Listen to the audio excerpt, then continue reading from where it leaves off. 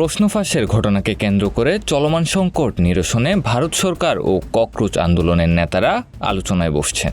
আন্দোলনের কর্মী সুনাম ওয়াংচুক ২৬ দিনের অনশন শেষ করার কয়েক ঘন্টা পর এ ঘোষণা আসে, এমন খবর প্রকাশ করেছে বার্তা সংস্থা রয়টার্স।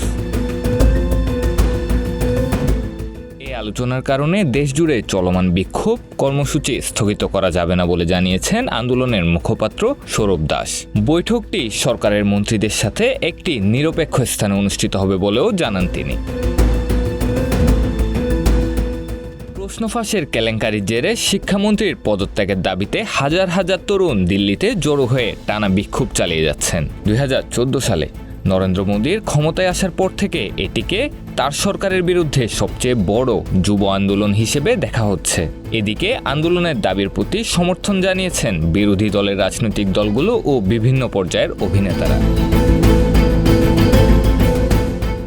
সিজেপির মুখপাত্র সৌরভ দাস বলেন, আমরা আশা করি সরকার খোলা মন নিয়ে আলোচনায় আসবে এবং দীর্ঘদিন ধরে রাস্তায় থাকা এদেশের মানুষের কথা শুনবে। আমরা আমাদের দাবিগুলো তাদের সামনে আরও বিস্তারিতভাবে তুলে ধরব। আশা করি সরকার আমাদের কথা শুনবে। আমরা পিছু হাঁটছি না, কারণ প্রকৃত জাগরণ শুরু হয় তৃণমূল থেকে, আর সেটি এখন সবচেয়ে বেশি প্রয়োজন। সামি আল সাদাউন, প্রতিদিনের বাংলাদেশ।